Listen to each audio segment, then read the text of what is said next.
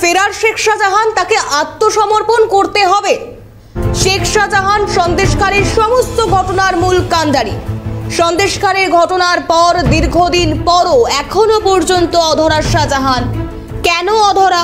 উদ্বেগ প্রকাশ প্রধান বিচারপতির ডিভিশন বেঞ্চের। আদিবাসীদের জমি জোর করে কেড়ে নেওয়ার যে অভিযোগ, তার সারবত্তা রয়েছে মনে করছে প্রধান বিচারপতির ডিভিশন বেঞ্চ। শতপ্রণোদিত মামলায়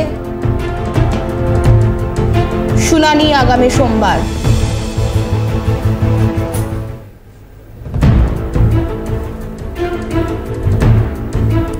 অন্যদিকে সন্দেশখালী কাণ্ডে ঠিক কি পর্যবেক্ষণ প্রধান বিচারপতির?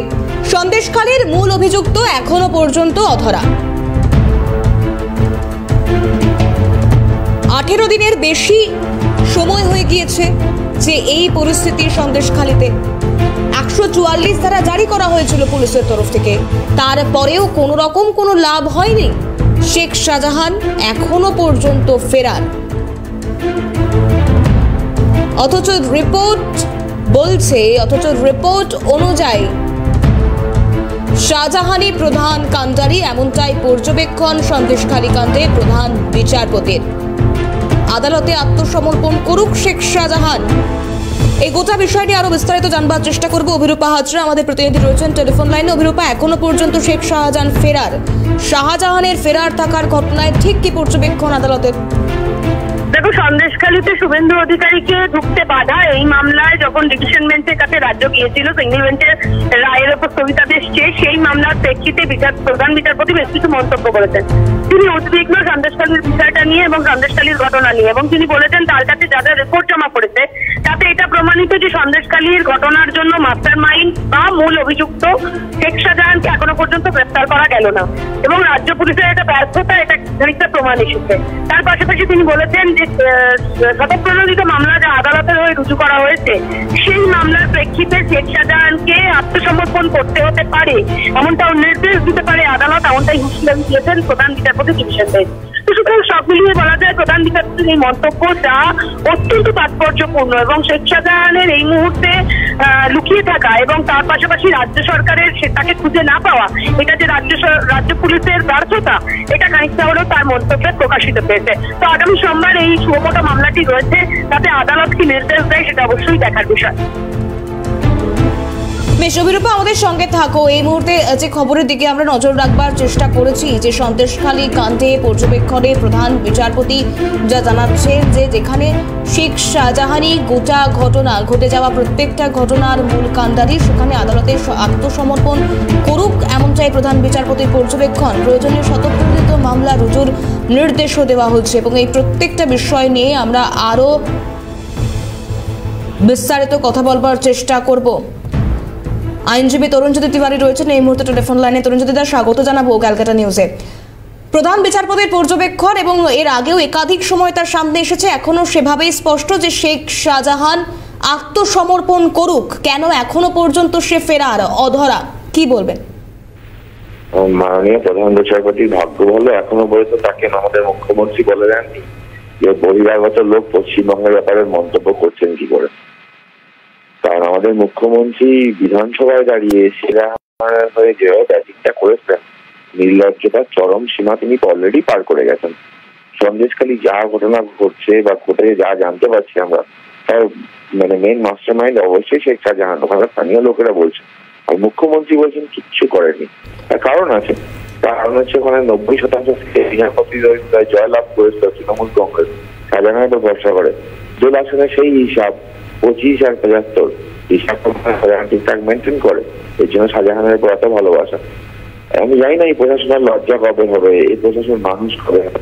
মুখ্যমন্ত্রী নিজেকে দিদি বলে, এবং মহিলা আছে, মহিলাদের সম্মানের কথা কবে তিনি ভাববেন? ভাবতেও খারাপ লাগে। কোর্ট বারবার মনে করে, তারপরে এরা বুঝতে পারছে না।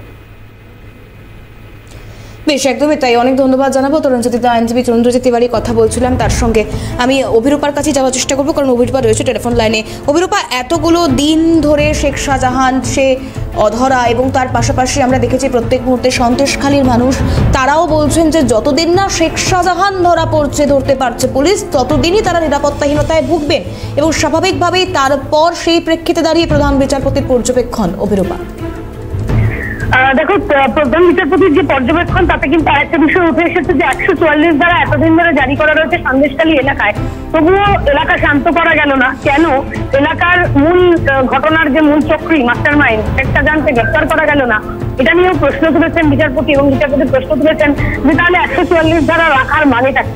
তো এটা এই মন্তব্যে খানিকটা স্পষ্ট যে 144 ধারা জারি করেও আদতে 144 ধারার যে কারণে শান্ত এলাকা শান্ত করা এবং মূল অভিযুক্তকে খুঁজে বার করা, দুটোই করতে পারেনি রাজ্য পুলিশ। সুতরাং ব্যর্থ তারা, এটা প্রমাণিত, এটা বিচারপতির মন্তব্যের প্রমাণ পাচ্ছে। এই বিষয়টা নিয়ে মন্তব্যগুলো অত্যন্ত তাৎপর্যপূর্ণ, এবং বিচারপতির এই যে কতগুলি মন্তব্য, যেমন আত্মসমর্পণ করতে হবে রাজ্যকে শেখ শাহজাহানকে, এবং সেটা কলকাতা হাইকোর্ট পারলে নির্দেশ দিতে পারে যেখানে সুমোটো মামলাটি রয়েছে। তো কোন পর্যায়ে গেলে আদালত এ ধরনের মন্তব্য করেন, এটা নতুন করে বুঝিয়ে বলার কিছু নেই। তার কারণ মানুষ অসহায়, সন্দেশকালীন মানুষ অসহায়হীন ভাবে এভাবে কথা বলছেন। তো সেটা যে পরিষ্কার আদালতের কাছে, এবং আদালত খুব গুরুত্ব দিয়ে মামলাটি দেখভাল করছেন, একথা বলাই বাহুল্য। একেবারে অভিরূপা, আমাদের সঙ্গে থাকো। এই মুহূর্তে সেই পরিস্থিতির দিকেই আমরা নজর রাখবার চেষ্টা করেছি। এখনো পর্যন্ত সন্দেশখালী উত্তপ্ত, এবং তার পাশাপাশি প্রধান বিচারপতির যে পর্যবেক্ষণ তাতে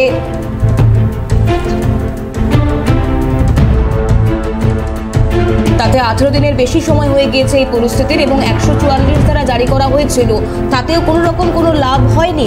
সেক্ষেত্রে দাঁড়িয়ে এখনো পর্যন্ত কেন শেখ শাহজাহান ফেরার, কেন শেখ শাহজাহান অধরা, এই কথাগুলোই বারংবার, এই প্রসঙ্গগুলোই সামনে আসছে। এবং একইভাবে প্রধান বিচারপতির যা পর্যবেক্ষণ, এর আগে আমরা দেখেছি যতবার ইডির তরফ থেকে শেখ শাহজাহানকে তলব করা হয়েছে, ততবার হাজিরা এড়িয়ে শেখ শাহজাহান তার আইনজীবী মারফত চিঠি পাঠানোর চেষ্টা করেছে, এবং তার পরবর্তীতে দাঁড়িয়েও আদালতের তরফ থেকে শেখ শাহজাহানের আইনজীবীকে বলা হয়েছিল এর আগেও যে আপনার মক্কেলকে বলুন আত্মসমর্পণ করতে। তারপরে দাঁড়িয়েও গোটা পরিস্থিতি একই রকম ভাবে চলছে, একই ঘটনার পুনরাবৃত্তি হচ্ছে, বই নতুন কোনো পরিস্থিতি তৈরি হচ্ছে না। শেখ শাহজাহান ফেরার 144 ধারা জারিতেও লাভ হয়নি, এমনটাও প্রধান বিচারপতির পর্যবেক্ষণ। অভিরূপা, সেক্ষেত্রে একটা বিষয় যেটা এর আগেও আমি বলছিলাম বা জানতে চাইছিলাম, এবং যে পরিস্থিতি এই মুহূর্তে দাঁড়াচ্ছে, তাতে পরবর্তীতে এই ঘটনার পর, অর্থাৎ আদালতের পর্যবেক্ষণের পর রাজ্য পুলিশ কোনোভাবে নড়ে চড়ে বসতে পারে বলে মনে করা যাচ্ছে?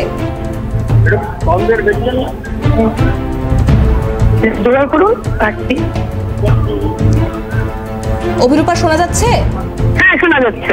অভিরূপা, সেক্ষেত্রে এই পর্যবেক্ষণের পরেও কি রাজ্য পুলিশ কতটা তৎপর হবে, বা রাজ্য পুলিশের তৎপরতা বাড়বে কিনা, এই ধরনের কিছু আভাস ইঙ্গিত পাওয়া যাচ্ছে? দেখো, রাজ্য পুলিশকে তৎপর হওয়ার বার্তা অনেক আগেই দিয়েছিলেন বিচারপতিদ্বয়, কিন্তু সেক্ষেত্রে এখনো পর্যন্ত রাজ্য পুলিশ তৎপর হয়নি। বিচারপতি জয় সেনগুপ্ত বলেছিলেন আরো বেশি অ্যাক্টিভ হতে হবে সন্দেশখালী কাণ্ডের পুলিশকে। সেক্ষেত্রে এখনো পুলিশ ততটাই অ্যাক্টিভ হতে পারেনি যেখানে শেখ শাহজাহানকে গ্রেপ্তার করা যায়। তো সেক্ষেত্রে শেখ শাহজাহানের গ্রেপ্তারির প্রয়োজন রয়েছে বা তার আত্মসমর্পণের প্রয়োজন রয়েছে বলে মনে করছে আদালত। তো সুতরাং সেই কারণেই এই মন্তব্য করেছেন, এবং তার পাশাপাশি আজ সন্দেশখালীতে যেতে নির্দেশ দিয়েছেন প্রধান বিচারপতি শুভেন্দু অধিকারীকে, এবং সিঙ্গল বেঞ্চের নির্দেশনামা বহাল রেখেছেন। এটা অত্যন্ত তাৎপর্যপূর্ণ যে সিঙ্গল বেঞ্চের নির্দেশনামা বহাল রাখা, এবং তার পাশাপাশি ডিভিশন বেঞ্চ পুনরায় তাকে নির্দেশ দিয়েছেন যে যাতে শুভেন্দু অধিকারীকে এই এলাকায় প্রবেশ করতে পারে। তো এটা, এই মন্তব্যগুলো অত্যন্ত তাৎপর্যপূর্ণ বলেই মনে করছেন আইনজীবী মহল। বেশ, ধন্যবাদ অভিরূপা। অভিরূপা হাজরা আমাদের প্রতিনিধি ছিলেন আমাদের সঙ্গে টেলিফোন লাইনে। শেখ শাহজাহান ফেরার 144 ধারা জারি করেও কোনো রকম কোনো লাভ হয়নি, এতগুলো দিন পেরিয়ে গেছে, তারপরেও শেখ শাহজাহান এখনো পর্যন্ত অধরা।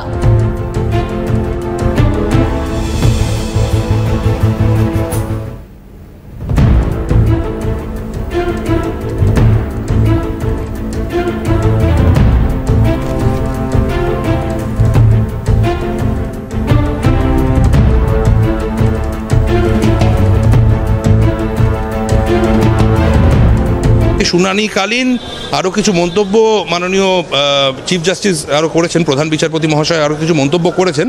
কারণ এই সন্দেশখালী ঝামেলার যে উৎস, সেই শাহজাহান শেখ আজও ধরা পড়েনি, সে আজও ঘুরে বেড়াচ্ছে বিভিন্ন জায়গায়।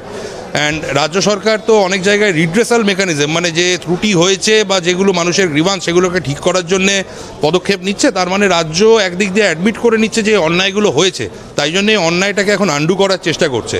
তো আমরাও মামলা করার সময় বলি যে এই জিনিসটির সমস্যা সমাধান সবথেকে ভালো হবে যদি ভিকটিম যারা, তাদের গলা, তাদের কথা, তাদের কণ্ঠস্বর সেটাকে সাপ্রেস না করে যাদের জন্যে এই লোকগুলি ভিকটিম হয়েছে তাদেরকে ধরে আনা হয়।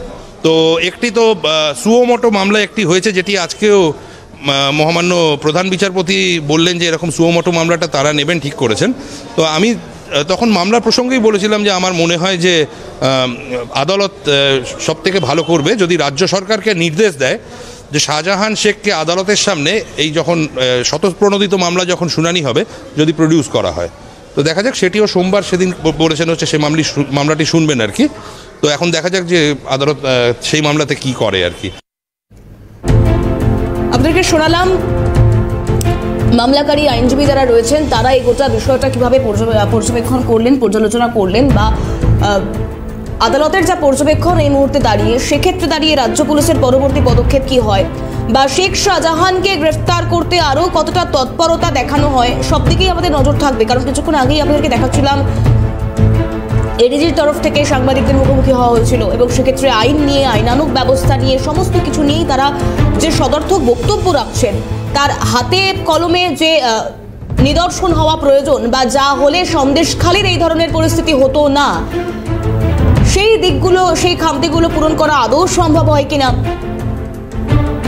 সেদিকে অবশ্যই নজর থাকবে। এবং প্রধান বিচারপতির পর্যবেক্ষণের পর সন্দেশখালী কাণ্ডে এখনো পর্যন্ত অধরা মূল চক্রী শেখ শাহজাহান, তাকে পুলিশ তার নিজেদের জালে নিতে পারে কিনা সেদিকেও নজর থাকবে।